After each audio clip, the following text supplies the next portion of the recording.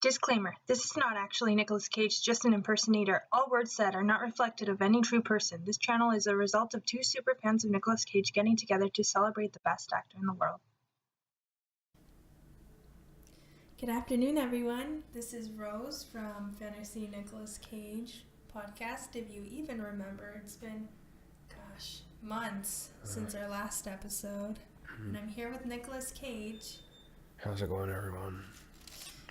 I want to apologize right off the bat. I am a little under the weather, both figuratively and literally. I'm not feeling too well, so I apologize for my sniffles, which will be present in this podcast. It's totally understandable. I just got over a cold myself, so I might be clearing my throat a few times. That's fine. So how are you doing? Well, I just answered that question, but to answer it again, I'm not well. I am sick. Right. I believe it was either the last podcast or the podcast before where I talked about my immune system is my greatest weakness, and here we are reaping the benefits of that. Yes, I understand, but I meant, it's been a few months. What have you been up to? I've been doing the same old. I don't know if you're keeping up on the news, but Weston got in a little bit of trouble a couple weeks ago. I did see that. Yeah, unfortunately, a lot of people did. And, I'm still proud that he's my son, but he's making the same mistakes as Daddy, and that's not something any dad wants to see. So, of course. Well, we are all here supporting Weston. Yeah. He's a wonderful man, and he's... Weston, this episode's dedicated to you, little buddy. Yeah, he's becoming quite the actor. I've seen some videos of him. Yeah.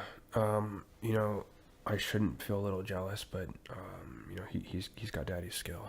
So. Okay.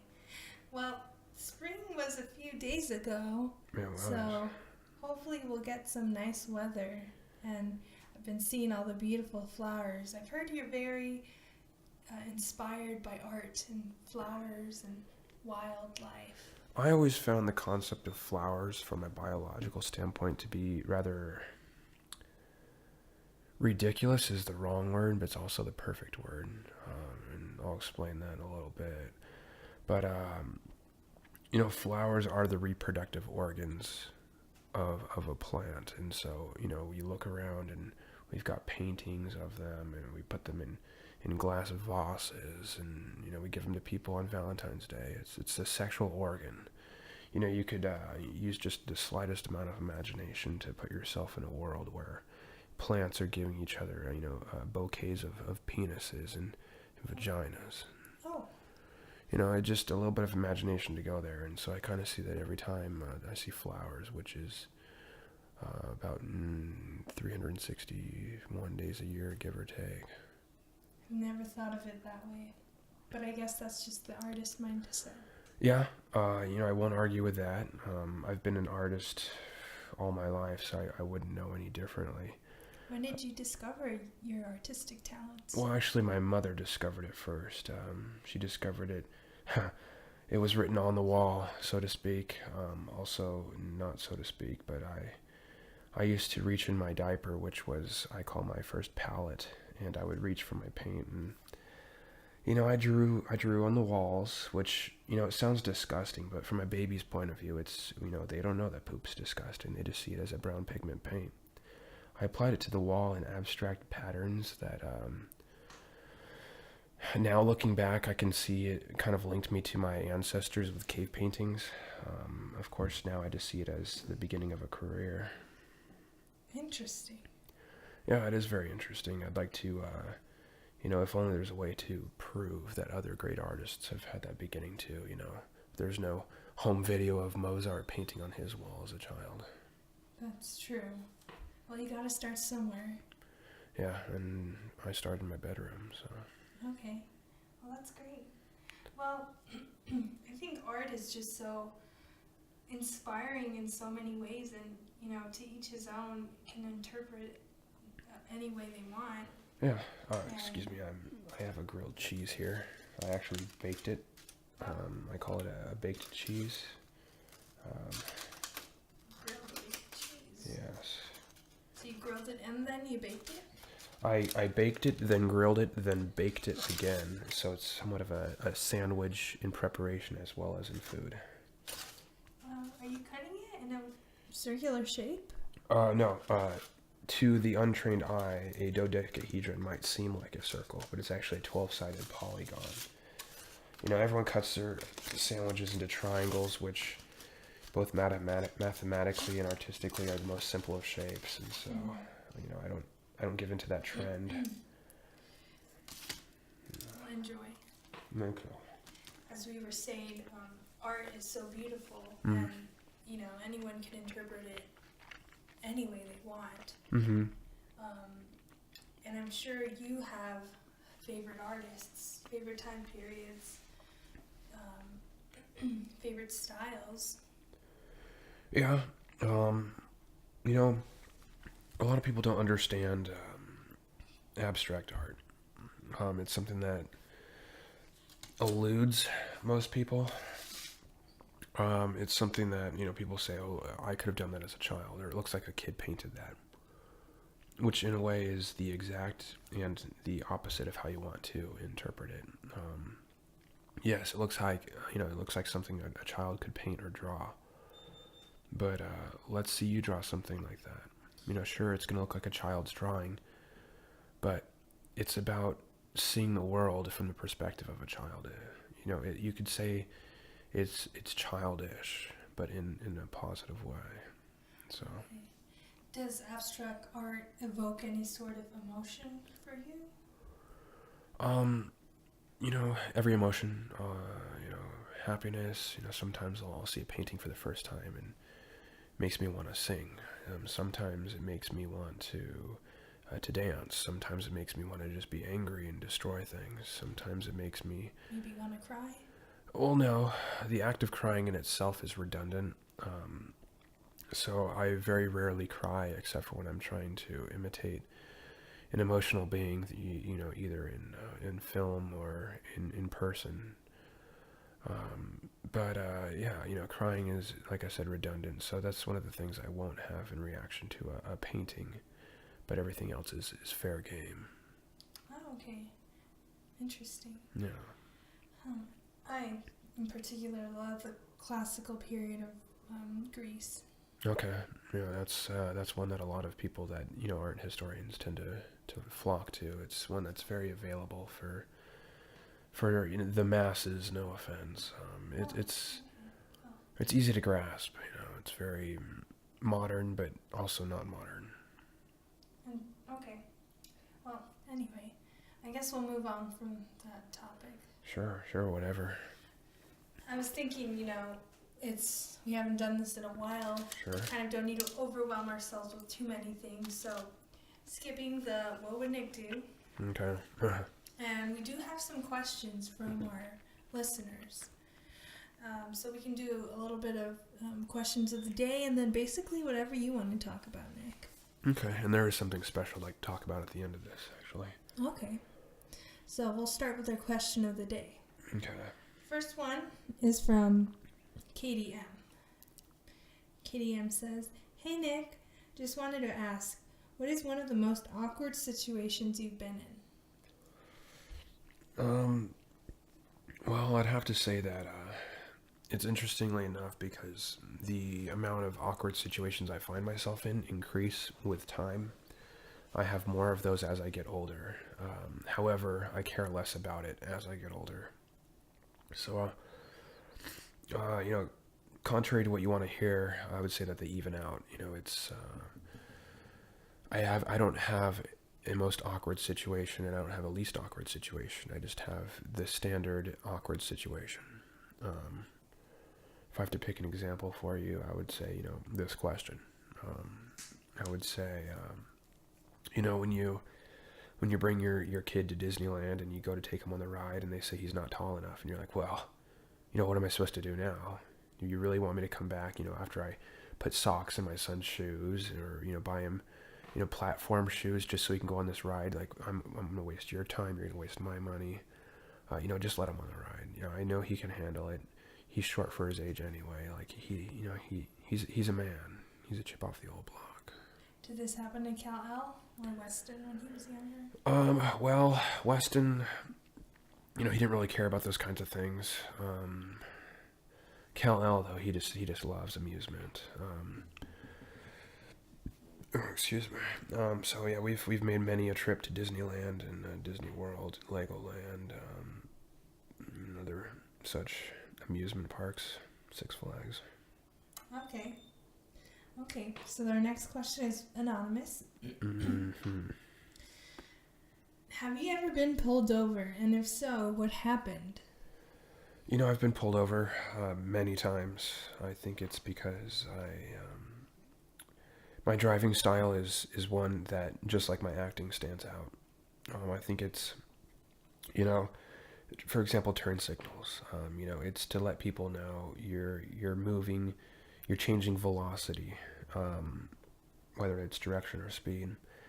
And so I use them very flamboyantly. If I'm doing a U-turn, I'll flip it to the left and then to the right to the left, because a left turn, right turn, left turn kind of seems like a U-turn if you draw it out.